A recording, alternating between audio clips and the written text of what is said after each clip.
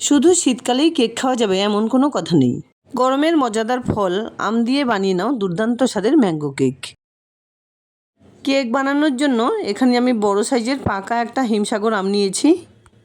আমটা আগেই ভালোভাবে ধুয়ে নিয়েছিলাম। এবার দু সাইডের ফালি এভাবে কেটে নিচ্ছি। তোমরা নিজেদের পছন্দ মতোই আম কেটে নিতে পারো। এবার আমের দু সাইডের ফালি থেকে এভাবে খোসা বাদ দিয়ে ভেতরের আমটাকে তুলে নিয়ে একটা ছোট মিক্সার গ্রাইন্ডারে নিয়ে নিচ্ছি। আমের সাইজ অনুযায়ী দুটো বা তিনটে নেওয়াই যেতে পারে, তবে অবশ্যই খেয়াল রাখতে হবে আম যেন খুব মিষ্টি হয়। আটি বাদে সম্পূর্ণ আমটা মিক্সার গ্রাইন্ডারে তুলে নেবার পর মিশিয়ে দিলাম 1 কাপ পরিমাণ চিনি, হাফ কাপ সাদা তেল, আর সঙ্গে দিলাম হাফ চা চামচ ম্যাঙ্গো এসেন্স। এবার সব কিছু একসঙ্গে করে খুব সুন্দর করে ব্লেন্ড করে নিতে হবে। ডিম ছাড়া নিরামিষ কেক খেতে চাইলে এই কেকটা কিন্তু খুব সহজেই বানিয়ে নিতে পারো। আমের সমস্ত পাল্পটা মিক্সার গ্রাইন্ডার থেকে বাটিতে তুলে নেবার পর এর উপরে একটা স্ট্রেনার ধরে চায়ের কাপে মেপে 2 কাপ পরিমাণ ময়দা নিয়ে নিচ্ছি। সম্পূর্ণ ময়দাটা ঢেলে নেবার পর দিয়ে দিলাম হাফ চা চামচ বেকিং পাউডার, সঙ্গে 1 চিমটি নুন। খুব ভালোভাবে সব কিছু একসঙ্গে করে ছেঁকে নিলাম। এবার একটা হ্যান্ড ব্লেন্ডারের সাহায্যে সব কিছু একসঙ্গে করে এভাবে ফেটিয়ে নিচ্ছি। কিছুক্ষণ ফেটিয়ে নেবার পর এখানে আমি হাফ কাপ পরিমাণ রুম টেম্পারেচারে থাকা দুধ নিয়েছি। এর থেকে একটুখানি দুধ ঢেলে দিয়ে এর সঙ্গে মিশিয়ে নিতে হবে। পরিমাণ বুঝে সমস্ত দুধটাই আমি এখানে দিয়ে দিলাম। কন্টিনিউ এক সাইড থেকে ফেটিয়ে নেবার পর কিছুটা পরিমাণে আমন্ড আর পেস্তা কুচি ছড়িয়ে দিলাম। এখানে কিন্তু কেকের জন্য পারফেক্ট ব্যাটার আমার বানিয়ে নেওয়া হয়ে গেছে। একটা হার্ট শেপের কেক টিনে আগে থেকে আমি খুব ভালোভাবে তেল ব্রাশ করে নিয়েছিলাম। এবার এই সম্পূর্ণ ব্যাটারটা এর ঠিক মাঝখানে ঢেলে দিচ্ছি।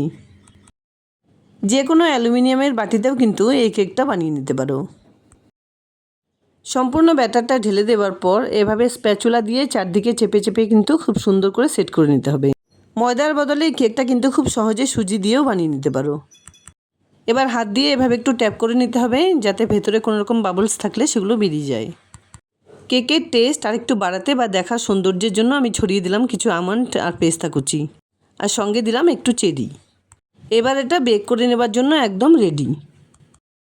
সেজন্য 5 মিনিট আগে থেকে রান্নার কড়াইতে নুন ছড়িয়ে একটা আয়রন স্ট্যান্ড বসিয়ে ঢেকে প্রিহিট করে নিয়েছিলাম। এবার এই কেকের বোলটা এর ঠিক মাঝখানে বসিয়ে দিয়ে ফ্লেমটাকে লোতে রেখে এয়ারটাইট ঢাকনা দিয়ে ঢেকে 15-20 মিনিট বেক করে নিতে হবে।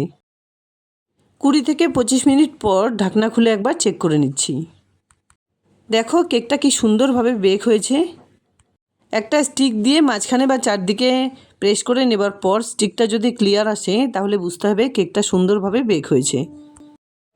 কেকটা কিন্তু এখানে মোটামুটি ঠান্ডা হয়ে গেছে। এবার এই বোল থেকে কিভাবে এটাকে বের করে নেব দেখো।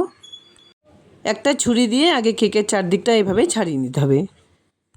তারপর অন্য একটা প্লেট দিয়ে ঠিক এভাবে উল্টে নিলেই খুব সুন্দরভাবে বের করে নেওয়া যাবে। দেখো কেকের বোলটার পেছন দিকটাও কিন্তু খুব সুন্দরভাবে ক্লিয়ার আছে।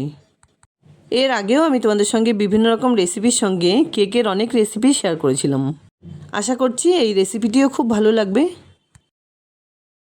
দেখো কেকটা কিন্তু আমার এখানে সম্পূর্ণ রেডি। এবার এটা চাইলে ফ্রিজে কিছুক্ষণ রেখেও সার্ভ করে নিতে পারো।